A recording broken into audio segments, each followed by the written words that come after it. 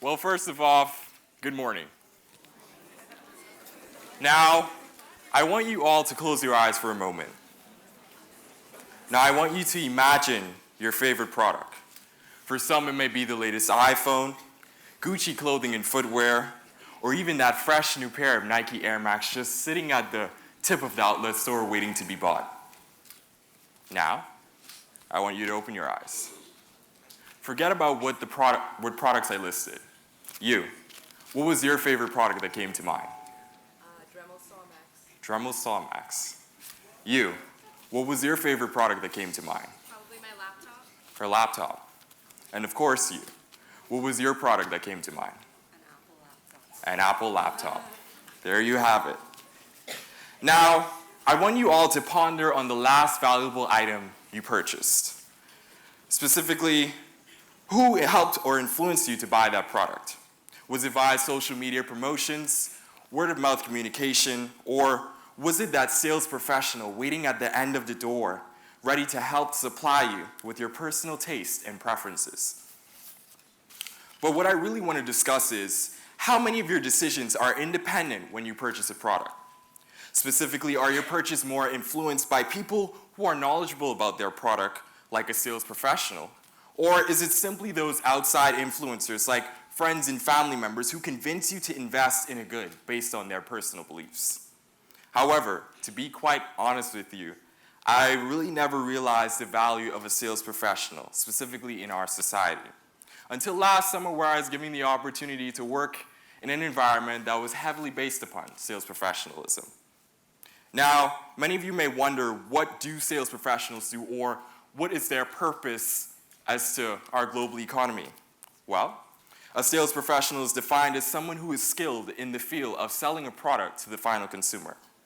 According to Salesforce.com, 76% of sales professionals say using sales analytics has significantly or somewhat improved their ability to provide customers with a consistent experience across every channel.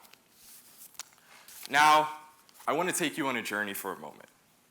Picture yourself walking into that Nike outlet, a stacked shelf about 7 feet high, showcasing a variety of products from brand to color, color to style, style to size, and size to price. Now, what is so different about that one shoe that stands out from the rest? Automatically, when you walk into a store, you're greeted by someone who knows your main intention is to purchase something new.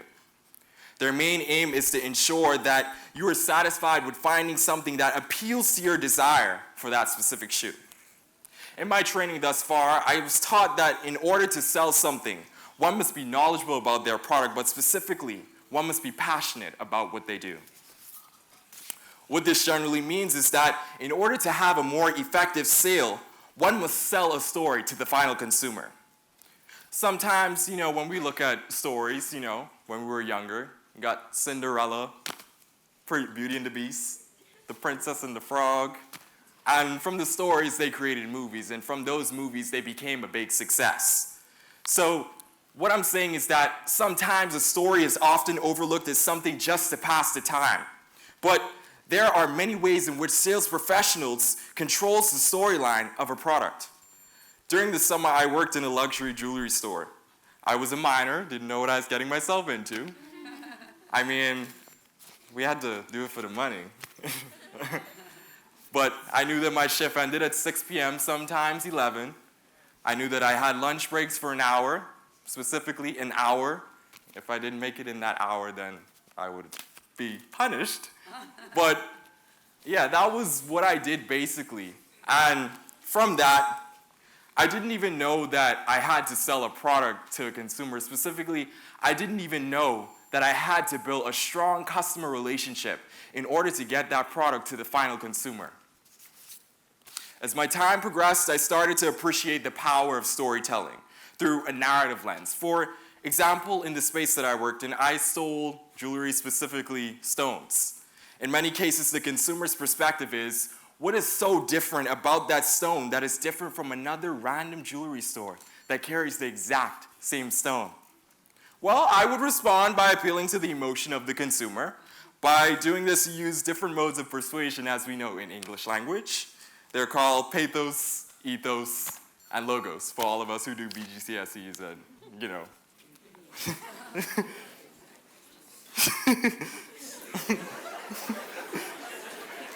I got an A.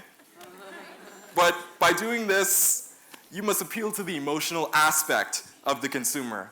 Often one might say, or I may say, the color of the stone is black. However, black symbolizes strength and stability.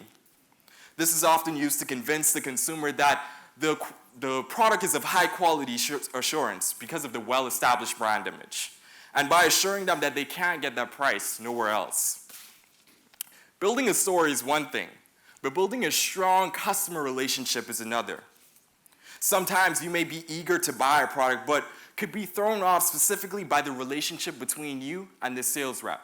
Whereas the sales rep may have not been so pleasing, may have not been so convincing, they have been just, the attitude, everything is just unpleasant. However, let's take for instance in the classroom. Relationships are just as important to success. We may say a student got a bad grade on a test, but doesn't seek help because he feels as though his teacher doesn't give a squat about him. I think we all can relate. And it's mostly the child's fault, air quotes, the child's fault. But because he got that bad grade, but at the end of the day, it's up to the teacher, who's the expert, to provide that product by selling that learning strategy. And think of it like those Jordans that I mentioned earlier. You know you want it, you know you need it, but you just have to get that extra little nudge that's gonna persuade you or influence you to buy that product. Specifically, sales reps will influence your overall way of thinking, and because of them, they know their product. And from them knowing their product, it will influence your knowledge about that product, which will often convince you to push that extra nudge, even if the Jordans may be $250, $300. We may want them Yeezys, you know, they're like, what, $500? But it's because of that sales rep and the things that they add towards that that's gonna help influence your overall way of thinking. And it helps you to close out that sale not only efficiently, but effectively. I like to think of an item like this. It's a 50-50 chance of buying that product. The first 50% is the influences brought about via social media, word-of-mouth communication, and local TV ads, and so forth.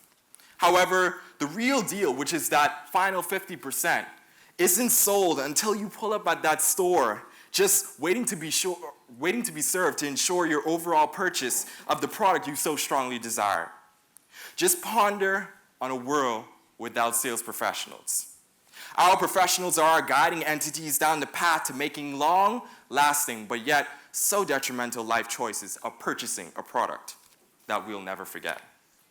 Take, for instance, the Bahari clothing line. We all know that this is during our national independence celebrations. Bahari is the hottest selling brand throughout the islands of the Bahamas.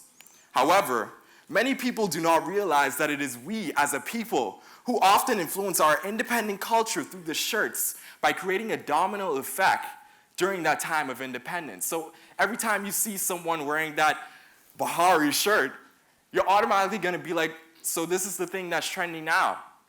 And through those trends and those influences made by your friends, your families, your peers, they're gonna often persuade you to get that Bahari shirt just because it may not look so good, but no offense. In my opinion, I wear Bahari, by the way.